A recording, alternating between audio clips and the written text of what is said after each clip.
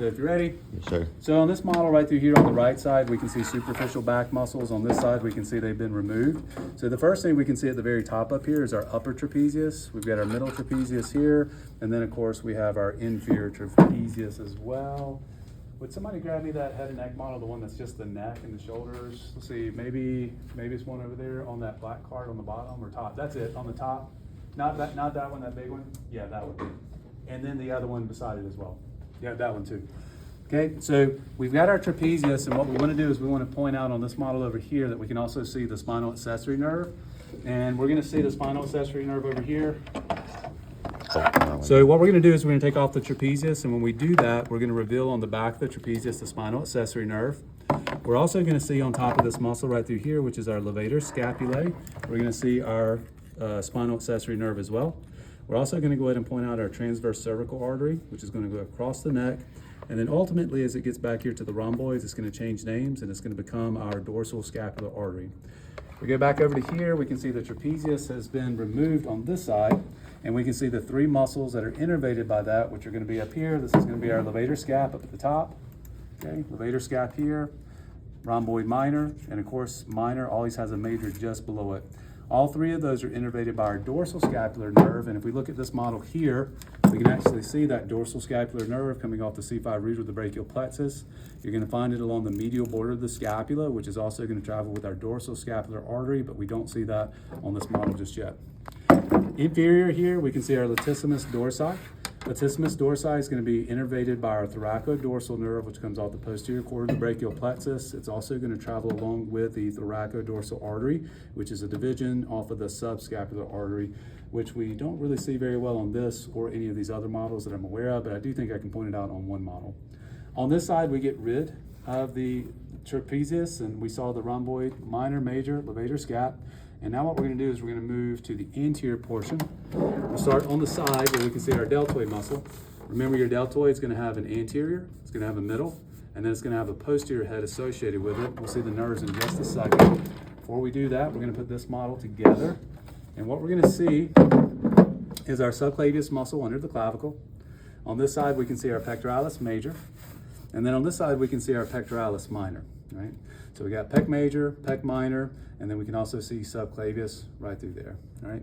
Now, if we look at this model over here, we're gonna see again, we have the deltoid muscle, and technically the pectoralis major muscle would be right here, and that's gonna create something known as the deltopectoral groove, where we're gonna see our cephalic vein, right? So cephalic vein will be found between the delto and pectoral groove. Pectoralis muscle is missing off this model, but it would be just right through there. If you remove your deltoid muscle from one of these models here, we take off the deltoid, what we're going to see is our quadrangular space, okay? In that quadrangular space, we're going to find our posterior circumflex humeral artery, and then you're also going to find the axillary nerve. Another place where we can see that axillary nerve is going to be back on this model. So all we have to do is remember the posterior cord goes posterior to the humerus, and then on the back side here, let's see how well you can see that, see the pink thing right through there? One part comes up here to the deltoid, which is going to be the axillary nerve. One part is going towards the diaphysis back here, it's still pink though, and that's our radial nerve. All right, so we get the radial nerve on this model. We also get this guy, which is our axillary nerve. This model, we don't see the arteries or anything like that, so we're just seeing that. Now don't forget, when the axillary nerve pierces through the deltoid and then it goes to the skin, technically this terminal branch would be the superior lateral brachiocutaneous nerve, okay? Superior lateral brachiocutaneous is the terminal branch of that axillary nerve, which we can see right there. Now for our pec major and our pec minor muscle, they're innervated by the medial and lateral pectoral nerves. On this model here, you can see pec minor. There's a nerve piercing through pec minor, so we know it's got to be the medial pectoral nerve because that's the only one that innervates pec minor and pec major. The lateral should be wrapping around here at the beginning of pec minor and just going to pec major. We might assume that this is the lateral because it's not connected here, but again, we can't see where it's coming from. So again, we can assume this is the lateral pectoral nerve and that this is the medial pectoral nerve, okay? If we look at this model after we've removed our deltoid, we're going to see here the trapezius has also been cut away. Inside there we can see our supraspinous fossa, where we're going to see our supraspinatus muscle. Supraspinatus muscle is above the spine of the scapula, and then of course infraspinatus is going to be below the spine of the scapula. Underneath that, we're going to find our teres minor muscle. And again, all three of those muscles of the rotator cuff all go here to the greater tuberosity of the humerus. We're also going to see just below the teres minor, we have a teres major. So remember, a minor over a major. Now, if you look, that creates this nice little triangular space. The long head of the tricep, the teres major, and the teres minor create this triangular space. What travels through there? One artery, and that's the scapula circumflex artery. So if you look close, you can see the artery passing through the triangular space. If we look through the quadrangular space, we can see that's made of the long head of the tricep. We can see it's made up of the surgical neck of the humerus, and then going this way, you have teres minor and teres major, and that's where we're going to find the posterior circumflex femoral artery, and then also that axillary nerve. If we remove the lateral head of the tricep, and that's what we have here, is the lateral head of the tricep, we take that off, we're going to reveal the medial head of the tricep, which is the last of the three heads of the tricep, and then we're also going to see this space here known as the triangular interval. Within your triangular interval, you're going to get your radial nerve, and you're going to get your profundi brachial artery, or you could just say deep brachial artery, either one's fine. If you follow this nerve coming off the radial nerve, it goes to the back of your arm. So we would call that posterior brachial cutaneous nerve. Okay, so posterior brachial cutaneous nerve. If you follow this part of the radial nerve, it stops. And since it stops there on the model, we'll say that this is the inferior lateral brachial cutaneous nerve.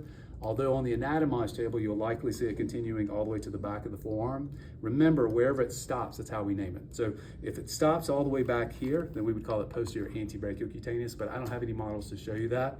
So instead, we're going to call this the inferior lateral. If you did mistakenly call it the posterior antebrachial cutaneous, I would take that too. Now on the side of the arm, we have this guy here. That's our brachialis muscle. On the front of the arm, we can see our biceps muscle, okay? See our biceps muscle, okay? Biceps muscle is going to have two different heads associated with it. And if we look at this model here, we can see one of those two heads. So what we can see here on this glenohumeral joint is first and foremost, if we look underneath, you see this little ligament right there?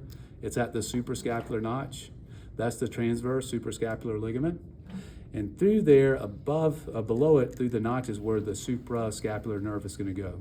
We don't see the nerve on this model though, so what we're going to do is we're going to look here on this model. And as you move here below the supraspinatus, I don't know how well you can see that. You see that okay? See that green nerve right through there? Green one? Mm-hmm. Yeah, that green nerve underneath, that's the suprascapular nerve. So suprascapular nerve is going to wrap around the spine of the scapula, and then it's going to pop out underneath here. And then it's also going to supply the infraspinatus. So supraspinatus, infraspinatus, both supplied by the suprascapular nerve, traveling with the suprascapular artery, okay?